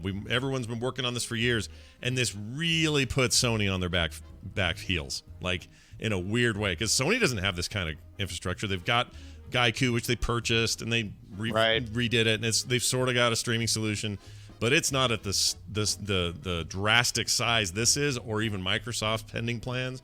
Like, they've got to really... I don't know what they're going to do, but I'm going to be fascinated to see what Sony does in response to this. You know, that's interesting because you've got 3 different takes here. You've got Sony that says, we have an active streaming service for just our games, but we have to use other people's infrastructure, really. Then you've got Google saying, we've got infrastructure for days. We just need you to make some games for it, please. Right. And you got Microsoft, who's in the middle, who's like, we got Game Studio. We also have a gaming service, and guess what? We've got Microsoft Azure, so we've got infrastructure as well. Microsoft seems to be positioned to do this the best. Honestly, I agree. I agree with that. I really do. Also, Stadia is a terrible name. I just want to put it out there one more time. Why do you hate that name so much? It doesn't bother me It's at the all. least gaming sounding thing ever. It sounds like something that I need to ask my doctor if it's right for me. It's an awful name. It's literally the word stadium without the M at the end. And what do you see in a stadium? A game. Yeah, it's multiple stadiums. I don't. Right, that's the right. plural of Two stadium is stadia. When stadiums travel in a group, they're called a stadia. No sale. That's a terrible explanation for why Stadia is a good name. Stadia it's an awful of name. stadiums. Yeah, it's a terrible name. It's dumb. They're not good at names. It's not a good You got name. used to iPad, Scott. You'll get used to Stadia. But at least iPad was like, oh, well, it's already the i thing, and it's a pad. It made sense to me. Stadia is like, Stadia. It may as well be Viridian Dynamics on that show that I used to love. It just sounds like that name too. It's just a fake. Just fake as hell sounding. Anyway, whatever. Stadia, it's coming, and we'll see what Microsoft does in response. Important to note, there probably will be some sort of Google presence at E3, Microsoft for sure, but Sony's not there. Whether that means anything bad or good for anybody, we don't know yet because a lot of stuff may happen outside of the event. It sounds like Sony just wants to Apple this thing and do their announcements in their own time on their own terms. Yeah. Well, time will tell, won't it? Tom Merritt, guess what else time will tell? Time will tell us today at 2:30 Mountain Time that the Daily Tech News Show is on and live and going, and I'll be there today. Is there anything else you'd like to mention before we get to that point in our lives? Yeah, sure. People may not realize that I have a few hundred folks who get an email from me every week just telling them, like, here's all the stuff I did. If you want to keep up with, you got a new book coming out, Tom. What podcasts do you do, and which ones were out this week, and what'd you talk about? Because I want to decide on that. It's all available every week at freetomnewsletter.com. Nice. I am imprisoned until you subscribe. Free me, freetomnewsletter.com. Get him out. He needs to get out. Ace Detect on Twitter. We'll talk to you later. All right. Very good. Well, that brings us to a very important juncture in our timeline now. That's right, yeah. Gotta get Nicole in here. Yeah. Stadia. It's a dumb name, dude. There are far worse names that have come out for things that I can't think of right now, but I know they're not in gaming. Gaming isn't a particular thing because you don't know any kid that's going to go, hey, where do you want to come to my house and play on my Google Stadia? It's a Stadia. Google Stadia. It sounds terrible. Who's going to say, would you like to come over and play some Sony PlayStation 4 with me? That's cool. PS4, PlayStation, it's a... Right, but nobody says Sony PlayStation 4. It'll be like a, What will they say? Stad? You want to play Stad in my house? They won't say anything because it's the platform, it's like the games. You're going to come over and play Call of Duty with me. All right, cool. You don't have to come over. You got Google at your house? Great. Let's play some Call of Duty. Let's play some Call of Duty. Oh, what platform? Stadia. Put it on Stadia. Sucks. Hey, Nicole. It's nice to see you. How are you? What do you think of the name Stadia? How do you feel about it? I kind of agree with you. It does sound like something I would need to talk to my doctor about. Or you know what? You could poison somebody with it, put ricin in it, and poison somebody in their coffee with it. People who are allergic to Stadia should not use Stadia. There you go. Stadia. If only Laura Branigan was still alive.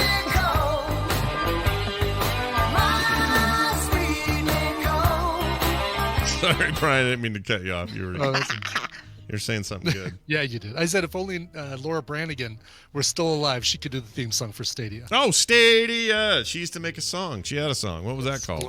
Gloria was the song. Yeah, there you go. Hey, Nicole Spags. Nice to see you. How are you? Hi. I'm great. That's fantastic. And that's not who I was. I was thinking, Stadia. What's the 80s hair band? Lick It Up? Were you thinking Kiss? Lick Yes, It I was. Up. Lick It Stadia. That's when they didn't have makeup. Stadia. That's right. That was when they went from being a makeup band to a hair band. Next, they'll be a perfume band. So, it's so funny. The chat room is like all over me for not liking this name. It's okay. There were a couple people that agreed with you. I mean, I think, It's so weird, but they're all going like, get off my lawn. Scott's an old man. No, it's a dumb name. That's all I'm saying. I just feel like there's so many other things to complain about other than the name that Google comes up with for Well, it's in my wheelhouse, though. This is stuff I cover and think about all the time.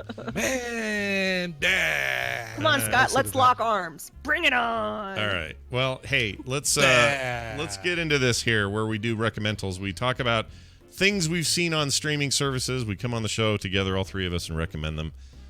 Brian often begins the show, and we may as well do that now. Brian, what do you got? Yes, I'm gonna spoil this right away before you play the clip, but this is the best documentary about the game Twister that you're ever gonna hear. Whoa. So go ahead and play the clip. Okay, here's the clip. Let's see what happens. What's the cat? It's a very intricate sequence. You've got your right hand on a crimp, left hand on a side pull, and then you put your right foot onto this dimple thing. Right hand goes up to a small down pulling crimp. Left foot goes into a little dish. And then you drive up off the left foot into the thumb press. That's the worst hold on the entire route, so you get maybe half your thumb on the hold. Then you roll your two fingers over the thumb, switch your feet, left foot stems out to this really bad sloping black foothold. Switch your thumbs. And then reach out left to a big sloping bread loaf type hold that feels kind of grainy. Sounds like wall hiking, not wall hiking. Is this really Twister? Wall hiking, yes. It's a movie about wall hiking. Sorry. Rock climbing. Gosh dang it. That's what I meant. Wall climbing. Wall hiking. Wall yes. hiking. Brilliant. Mountain vertical walking. I was thinking because he kept saying dimples and lips, and it reminds me of those ones that look like gum stuck to the wall at the gym. Yes, right. Yeah, the different colored ones. Sure. This is the Oscar-winning documentary, the documentary that won the Oscar this last year called Free Solo, and it's about a guy named Alex Honnold, who's working towards being the first guy to free solo. I saw. Well, we lost you. Wait, what? Why are we free? Sorry, you're back now. You're back. What happened? You went off. Oh, I said I saw somebody say that in the chat room, and I thought they were talking about Han Solo. Oh. Free Han Solo, free. Like, what happened to Han Solo? Let's all lock arms and free solo. So free soloing is the art of doing rock climbing without using any ropes, any gear whatsoever. Basically, you fall, you die. You're dead. You're dead. You're dead. He did. And it's about this guy named Alex Honnold, who's arguably the best free soloer in the world. He's absolutely amazing, and he's completely insane for doing this. And actually, part of the film even talks about how his brain doesn't work like yours and mine, and that when they do an MRI with him and show him a lot of photographs of things that would like get the rest of us kind of like, oh, that's got me freaked out or charged up or whatever, that it takes a lot more of those to register any sort of blip on his brain radar. Did they say if he was a premature baby? They did not, but is that a thing? I mean, I know premature babies are a thing, but is that a connection? There was a study that shows, I think, I want to say it was like 30-something% more when a child is born premature. So both of my children were born premature. They are more risk takers. So like extreme sports, and things like that. So I would be curious if he was premature. Yeah, could be. So this is on Hulu. It is fantastic, and there are moments. It's on Hulu. It's on Hulu. It's also on FX if you've got, if you pay for one of those streaming services that includes all those, channels that you get, you can use your password in their apps. So FX, you can watch it on, I think, we watched it in the National Geographic app, but we still had to use our our DirecTV Now login for. Interesting. But it's also, I think, on Hulu. I don't know how that all connects. Yeah, Hulu's streaming. PBS is doing. Oh, that's a separate thing. Yeah, it is. It looks like Hulu's got it right now. Yeah, but this is excellent, and it is beautifully shot by, I think his name is Justin Chu. He is a cinematographer who is also a rock climber, and so he and his team are able to kind of get up on the rocks positioned where you're looking straight down at Alex or straight from the side, watching him jam his hands into a crevice to pull, basically support his whole body weight while he lifts his legs up to another foothold. And it is it's amazing. It's a really, really good film, and it's a butt pucker film for the entire 2 hours. So let me ask you this question: If do they discuss this at all? That at some point in his life, he just won't have the grip anymore that he has now that keeps him safe. Because that's just, you're going to deteriorate and your joints are going to go weird. So do they discuss that at all? Like, the only way to know that, wouldn't that be to fall, or would that also, does he just know intuitively? I think he knows intuitively, and he seems like the guy that would probably retire before that happens. Although he's so matter of fact about death that maybe he wouldn't. Maybe just be like, my time comes, and I'm gonna climb rocks without ropes for as long as it's fun to do, and as long as I get a charge out of it. It is crazy. It is, and it's a fascinating. You think it would just be like, all right, one trick pony, climbs rocks, that sort of thing. But it analyzes his romantic relationships, and talks about his relationship with his mom. And his dad, and even with other climbers who are like, yeah, I think if he were to fall and die, I'd be really broken up about it, but I don't feel like if I fell that he'd be terribly broken up about it. That's funny. It's really, really good, and it's for someone. I know you guys both like documentaries, and for me to recommend a documentary, it's got to be good. Yeah, I'm into it. All right, cool. Yeah. Hulu is where you get that. Oh man, and talking about he knows the side of, and this is El Capitan, that he wants to be the first guy to free solo El Capitan in Yosemite, and just the fact that he's describing that while he's sitting on the ground is like, yeah, okay, so you get to this one point called the boulder problem. And there's all these as you go up the side of El Capitan, there's all these different names for these sections that are difficult. And this one's called the boulder problem. It's like, all right, you got to put your thumb in here, you got to hold this. And then you basically have to jump to where nothing's holding onto anything and grab onto this other part. Just you explaining it makes my stomach drop. Yeah. I would like to watch this because I can vicariously see what this is like, because I hate heights. I would watch this with my hand over my eyes. Yeah, I hate heights. I can't do it. Yeah. Nope. But I'll watch this. Nope. I'll totally watch this. Nope. All right. I will not watch this. You're not going to watch this. Here's a clip. Now, this is just going to be music, so enjoy it for what it is. But it's part of the trailer because it's too hard to. I could have gone and recorded some dialogue, but it's also good I didn't want to. So here it is.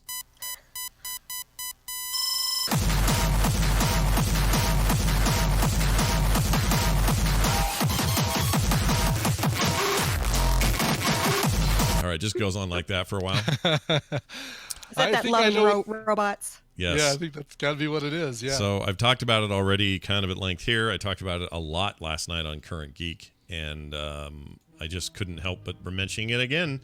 And that is Love, Death, and Robots on Netflix, an anthology series of animated short films that don't have anything to do with each other other than they're kind of all genre films. They deal with science fiction and alternate realities. And with love, death, and robots, Scott. Yeah, love, death. It's always something to do with love, death, and robots. Sometimes all three. Sometimes one of each of those things, or one only. It's a combination of many things by lots of different artists, both small and large studio. You've got a couple of the segments that are done by game studios who normally focus on doing CGI work for intros for games you might see, like the introductions for the Elder Scrolls or or something like that.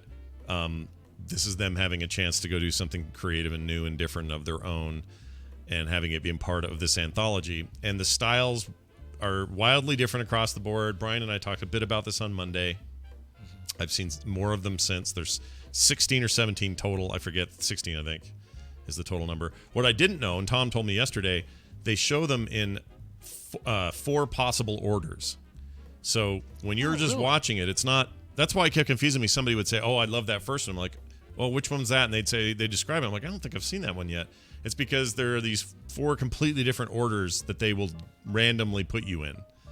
And there's a bunch of not controversy, a bunch of conspiracy about maybe that means something.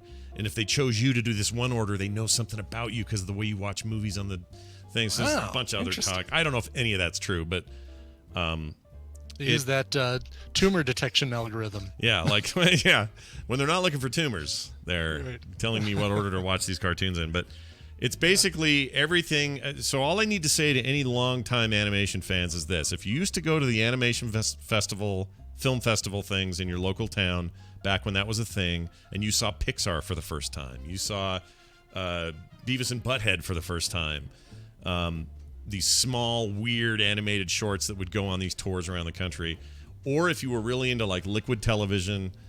And I loved Liquid Television. So did I. It's that. I mean, it's really that. It's that kind of thing.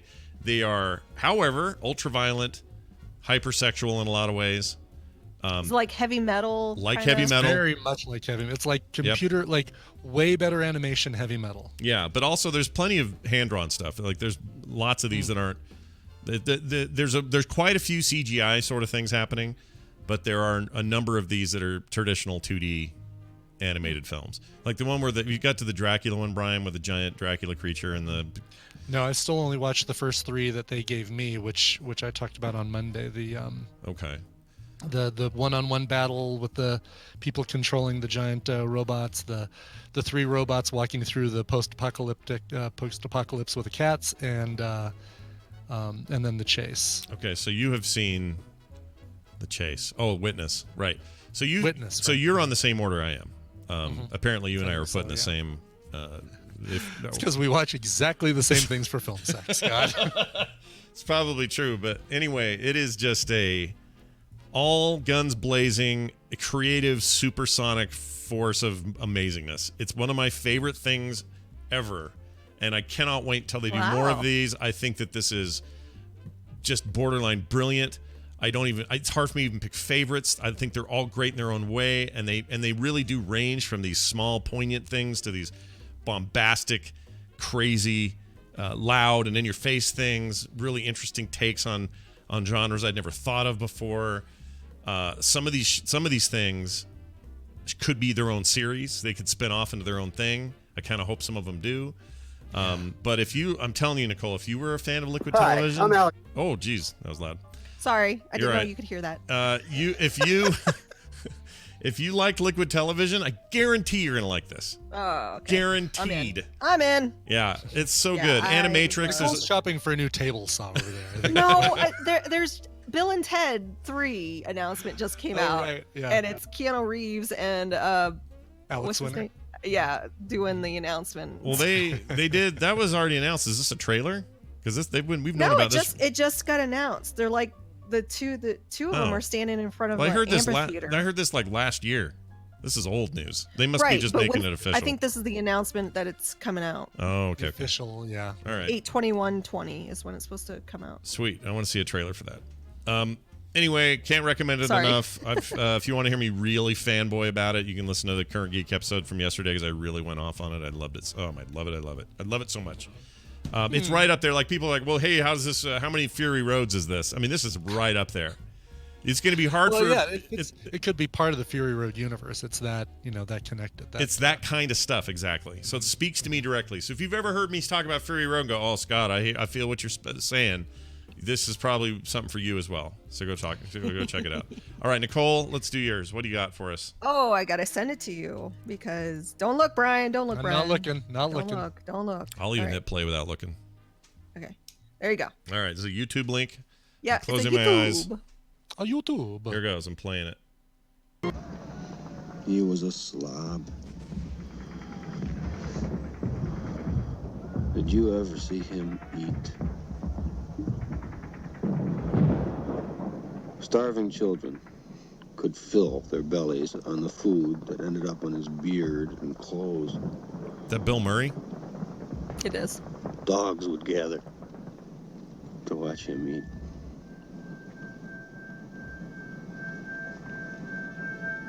I never understood gluttony, but I hate it. All right, I have no idea what this is. I have no idea either. Yeah. All right, so remember when we talked about the documentary I watched, the Bill Murray stories? Mm-hmm. That documentary really fascinated me about him and his character and what influenced him. And someone, I apologize, I can't. It was in Twitter. They said you need to watch The Razor's Edge. Oh, this is the old. Yeah, okay. So I've never seen The Razor's Edge. It's streaming on Amazon Prime. I finally got around to watching it. It's like early 80s or something, right? Yeah, it's actually. I was thinking it was before, like, some of his famous stuff, but it Stripes and Meatballs. It came after. It came after Meatballs. I believe it even came. Yeah, it came after Caddyshack. So same year as Ghostbusters looks like. Yeah. Yeah. 84. It looks like he did it. It says 84 for Ghostbusters, and then he did Nothing Lasts Forever, and then The Razor's Edge. All that year, yeah. Yeah. And this was like a serious role, right? This isn't like comedy very stuff. serious. Yeah. But he does have tones of funny in it. It's based off of a book, which I've never read, but I hear the book is very even more. I mean, you can only do so much in a 2-hour movie. I really liked it. I find him even more fascinating because I can see how this movie affected him and his life and how he is. I watched that documentary, so I know what you're talking about. After you recommended it, I watched it pretty quickly after that. I forgot to tell you that, but I loved that. I thought it was awesome. And watching him, like the stories about him doing dishes at someone's house, like right. I really couldn't get enough of that. I thought it was great. Right. And I had the exact same thought. I went, oh, this Razor's Edge was a thing I heard about and never saw. Yeah. So you can watch it on Amazon Prime right now. Highly recommended. Who else is in it? There's another familiar actress, and I don't know her. I know her face. I don't know her name. Teresa Russell's in it. Teresa Russell. Maybe. Yeah, Catherine Hicks. No, I know her. That's Sophie. Is it Catherine Hicks? Yeah. That's who it was. How about his brother Brian Doyle Murray's in it? That's cool. Oh, yeah. So just a little spoiler, that's who he's talking about in that clip I just shared with you. Oh, really? Yeah, you can see. I'm looking at it now, and that's Brian Doyle Murray laying there, isn't he? Yeah. It's weird. I like that those guys work together. So. Oh, Denholm Elliott. Oh, yeah. It's a big, epic movie over a lifespan. Yeah. And his search for the meaning of life. And how the war affects him and how expectations are for him and kind of him doing his own thing. And yeah, it's just a great movie. It's very, don't expect funny. Yeah. But there are funny moments in it. There's a lot of sad moments too. Denholm Elliott, Brody from the Raiders of the Lost Ark. Yeah. Oh, he's great. He was great. Yeah, he's awesome. He died, didn't he? He's not alive. Yes. Oh, yeah. Yeah, he would, because he wasn't in the fourth one. And Right. I remember being more sad about that because I knew that Sean Connery just didn't want to do it, and I thought, but we'll still see that guy, right? And instead, I guess they had that other new guy. Oh, because he's in there. He just blends in. But by the time you realize he's gone, he's blended into the crowd, and he's miles ahead of you, or however they say it in Last Crusade. Where is this streaming currently? Amazon Prime. Okay. And it's someone in the chat room said, "Oh, this sounds depressing." Well, you know what? Life is kind of depressing at times. Yeah. Well, guess what? World wars are also rather depressing, and they can be. But I found it strangely uplifting. A lot. He got panned pretty bad. Like the critics at the time, they didn't understand the movie. Plus they're like so used to the other Bill Murray that this was too much of a shock for them. Yeah. And I just think he was brilliant in this movie. I remember that was a problem for Jim Carrey when he early Truman on. Show and- Yeah, but even earlier than that, he would try. When he was in the most wacky stage, and he would try to do something serious, like a TV movie or something, and everybody would just blow it off because they just couldn't deal with this disconnect between who they thought Jim Carrey was. And then slowly you started getting to see roles like Truman Show and things like that, where he could be serious, but it was also still very Jim Carrey. And then eventually, you get the Spotless Mind of the whatever that is. What's that called? Eternal Sunshine of the Spotless Mind. That one. Yeah. And you're like, okay, I can accept Jim Carrey in this role. And I think Same Bill with, Murray probably had the It's same. kind of like that Adam tone of Sandler. the Spotless Mind movie. Oh, really? Oh, really? Interesting. It's the same kind of tone of dealing with hard stuff, but you watch the documentary, Scott. It's like that. It just doesn't matter. Like you kind of Just live in the roll moment. with it. Yeah, live You're in the moment. living, and I can see how a movie like this really affected the person Bill Murray. Mm-hmm. And I don't know. I'm fascinated by him now. Yeah, he's an interesting dude for sure. Yeah. Has he ever been married? Oh, I don't know. Is he married now? I don't know. No idea, because it seems like that is the one aspect of him that you don't know about is his private life, because he keeps things so close to the vest with outside of films. Let's see. Bill Murray explains why he doesn't have a. Oh, I don't want to read that one. This one sounds like there was he was married to Margaret Kelly from 1981 to 1996, and Jennifer Butler from 1997 to 2008. Yeah, and now he's just on his own. 6 children. Six He Murray has kids? Six Murray kids. Yeah. Murray has kids. Yeah. See, 6 that's the little crazy Murrays. thing. How is someone I'm so fascinated with? I kind of like that I didn't know that. Well, I mean, because you want him to be this enigma, right? I totally get it. Yeah. But at the same time, in that documentary, they made a comment about it because he was on that stage with his director friend and talking back and forth. And the director friend said something about our kids hang out together. And I went, oh, Bill Murray has kids. And then I forgot about it.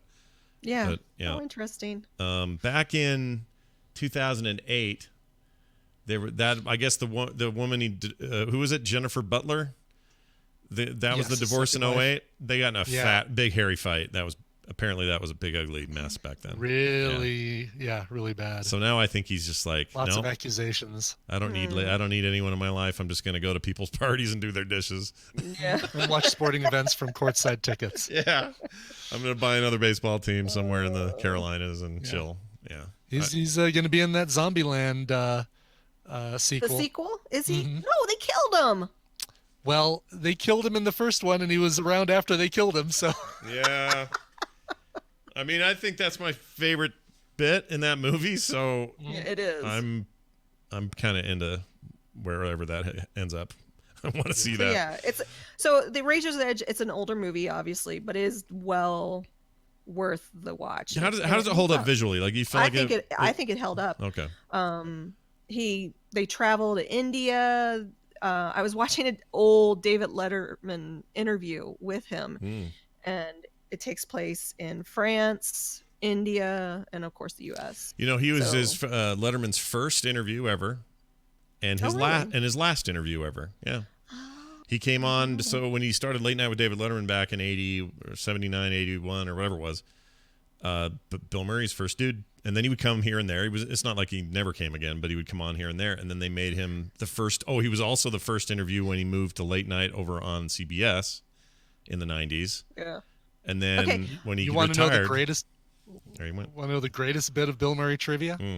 Yeah. Before Saturday Night Live, before he got his start on Saturday Night Live, there was a 1975 radio show for the Fantastic Four, the comic thing, that adapted early Stan Lee and Jack Kirby stories, and they cast Bill Murray as Johnny Storm, as the Human Torch. Really? There is radio Fantastic Four out there with Bill Murray as the Human Torch. I have a whole bunch of those. I wonder if he's in those. Is it the radio one or the old cartoon? I have the radio one. You need to find it because that is Bill Murray as the Human Torch. Shut up. Hold on a second. That's awesome. Fantastic. Oh, if you have it handy, this is. I think I do. I don't know if it's. I swear I've heard him, and I would never think it was him, but maybe it was. Yeah. All right, so Fantastic. All right, let's just see what I got. Okay. Let's just take a look here, folks. Nope.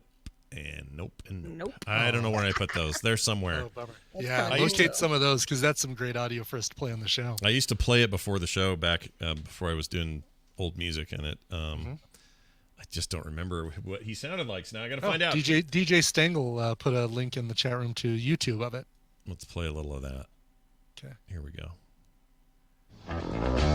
Oh, this is totally Out of the pages of the world's greatest comic magazine come the adventures of the Fantastic Four. The Fantastic cast is Cynthia Adler, Bob Maxwell, Jim Pappas, Bill Murray. Narrated by Smilin' Stan Lee. Awesome. Our story this week picks up where we left off last week, in Swanson's garage. Nobody can modify an engine like you, man. Yeah, that's incredible. You're only saying that because it's true. That was him. Oh, that's awesome. Wow. Oh, so good. Yeah, so what I think I have those same radio programs, but I don't think I have the Bill Murray ones because I've got some other kid. He's definitely not him. But that's hilarious. I wonder how many he did. That's awesome. Oh, nice find. Who found that? Yeah. That was great. Who found that? DJ Stengel found the audio, found the YouTube clip. Nice job, DJ Stengel. All right. Whoop. Well, Nicole, I'm going to see it. There it is over there on the Amazon Prime. On Amazon. All of these recommendations we've made today are accessible via these services. And Nicole, on her Twitter account, which is Nicole Spag, will tell you where they are. I just did it. So oh, if you're my like, gosh. That's what fantastic. was that movie? That's really What good. was that movie So Brian fast. was talking about? It's really good. It's already It's the one at Walmart where if you buy Rogue One, you get free Solo. Boom. Boom. All right. I love it. Have a Guys. fantastic rest of your week. I hope you're doing good, and we'll see you Yeah, and you everyone too. later. Oh, I cut her off. Aw, bye-bye. Bye-bye. Getting ready to do the next Denver Tadpole meetup, looking at April, and going to some place called The Main Event, which it's basically like your Jillian's, your Dave and Buster's, but with bowling and all those things, like all those friendly, fun games you can play with everybody. That sounds good. Yeah. That sounds all right to me. I'd do that. Yeah. If I lived in Denver, I'd be over there. You should. You just do it, Scott. Come on. All right. We'd have our pre-TMS production meetings. Oh yeah, I think we want to talk about Florida Man today. Okay, all right. Big whiteboard with magnetic boxes for each of the things we move around. Let's do this thing at the top of the show, and then we'll move this over here. And I love it. It's perfect. Yeah. We'll do that. All right, as promised.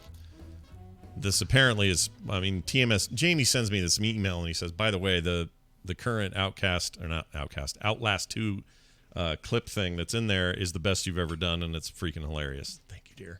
My wife just brought me the best looking lunch ever. Aw. You're awesome. And did you go also to the gym? the earliest lunch or the latest breakfast ever? Let's call this the earliest lunch ever.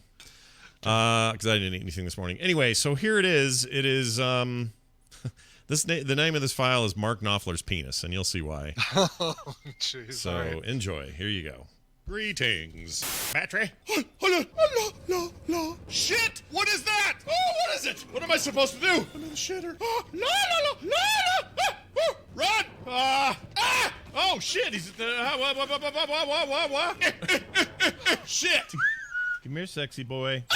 I'm running. Shit! Oh, shit! Oh, Mark Knopfler's penis, dude. Run! Shit! Oh, no like of that.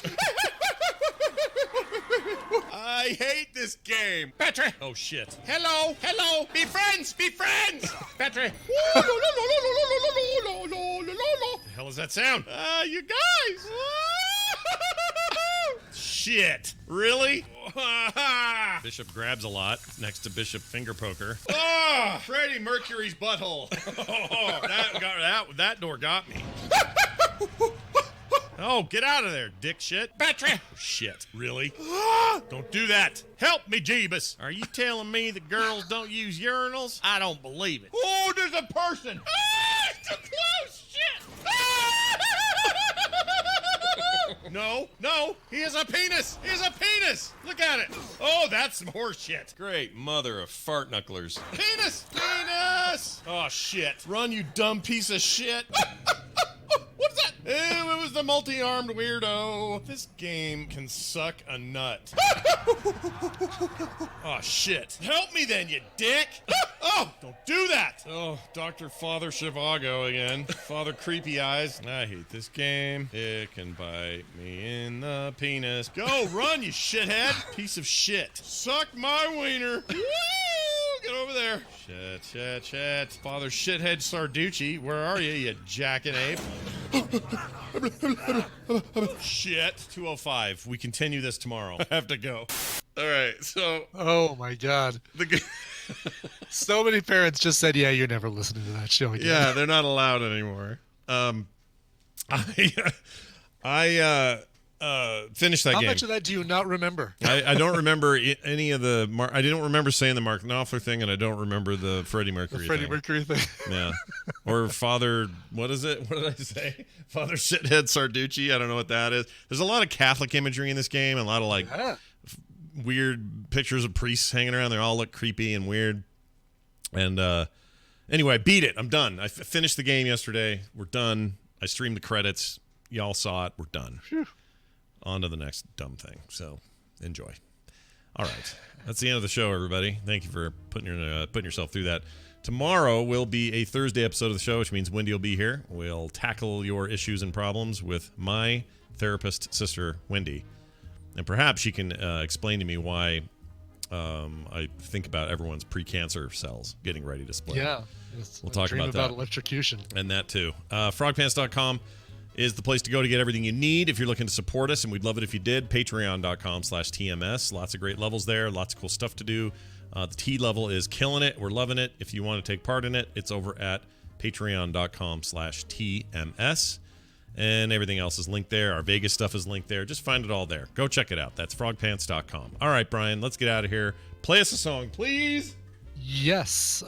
So I talked about Dick Dale passing away. This is another non-request. This is another one where I'm playing something that I want to play. And it's a good day to kind of pay a tribute to Dick Dale as well. Now, one of the most famous things that Dick Dale has done recently, and I say recently with quotation marks, is the cover of Miserlou that he did for the film Pulp Fiction. It wasn't originally Dick Dale. It was originally by a Greek guy named Michalis Patrinos, but it's very much associated now with Dick Dale because of that revolutionary cover that he did for Pulp Fiction.